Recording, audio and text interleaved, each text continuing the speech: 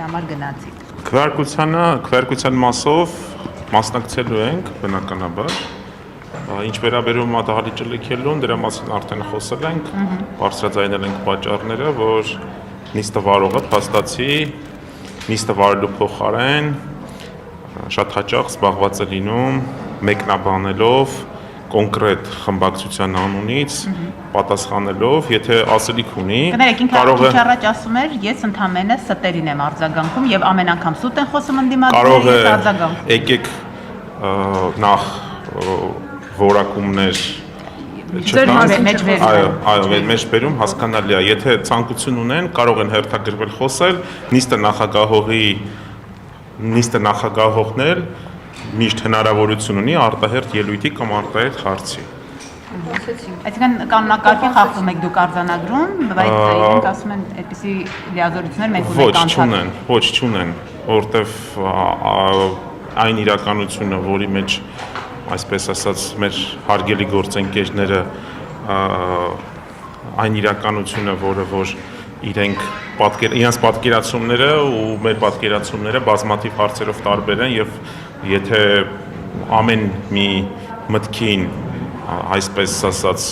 արձագանքի նիստը վարողը, ապա նիստը կվերածվի բնականon ընթացքը կխաթարվի, ինչը մենք տեսանք մի քանի անգամ, մի անգամ չի եղել, երկու անգամ չի եղել, այս օրերին պարբերաբար ականատեսն ենք լինում, որ երևի այսօր, չգիտեմ, կարելի է նստել հաշվել, քանի անգամ է դա եղել, մեկ անգամ չէր, որ ասեինք լավ, պարբերաբար սրա մասին մենք խոսել ենք եւ հարկեղած դեպքում նաեւ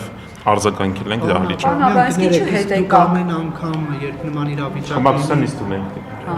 Երբ ամեն անգամ նման իրավիճակ լինի, խմբակցությունը վեր է կենալու շենքից հեռանա։ Նման իրավիճակ ինչպեսի։ Լարվածություն։ Ըստ իրավիճակի որոշում ենք կայացնելու, այստեղ հաշվի առնելով, որ կոպտորեն կանոնակարգի խախտում տեղի ունեցավ, որոշում կայացվեց լքել նիստերի դահլիճը, այո, որովհետև Դավիթ Ղազինյանին կարելի ասել ընդհանրակարգի խախտումով նաև ձևակերպենք խնդրեցին լքել դահլիճը, ինչը կանոնակարգի խախտում էր, դրան մենք ավելի մանրամասն կանդրադառնանք։ Պարոն Աբրահամյան, եթե իշխանությունը կողմ չքվեարկի ազգային ժողովի մշտական հանձնաժողովների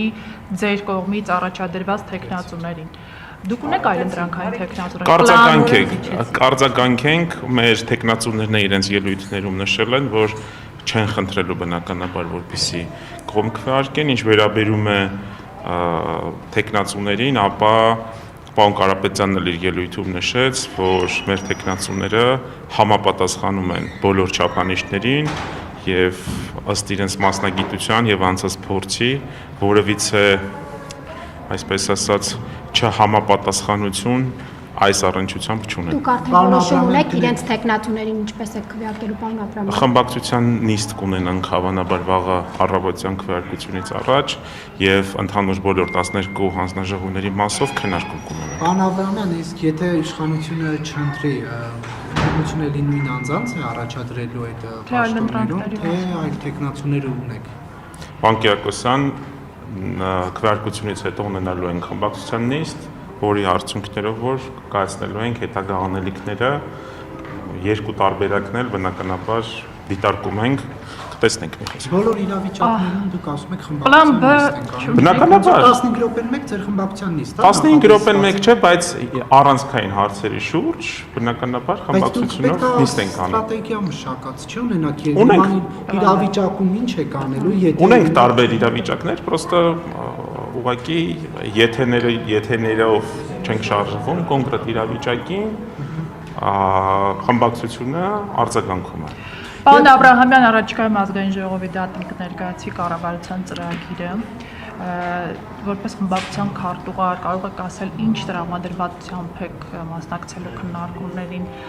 կառուցողականության, բարեկրթության, բարևարկության, ձեռք բերված պայմանավորվածությունների հարգմամբ, թե կլինեն սուր ճղագիր ելույթներ։ Բնականաբար մասնագիտական առաջին հերթին, նույնպես նաև քաղաքական գնահատական եւս անպայման տալու ենք։ Իսկ ո՞նց եք ծրագրին ազգային ժողով ներկայացվել։ Ազգային ժողով, չգիտեմ, միգուցե ներկայացվել է, ես դեռևս չեմ ծանոթացել, իմ տեղեկություններով դեռևս ոչ չի եկել։ Ոնց որ 20 օր ժամկետում է ներկայացվում, եթե չեմ սխալվում, եւ երևի թե մյուս շաբաթ։ Շնորհակալություն։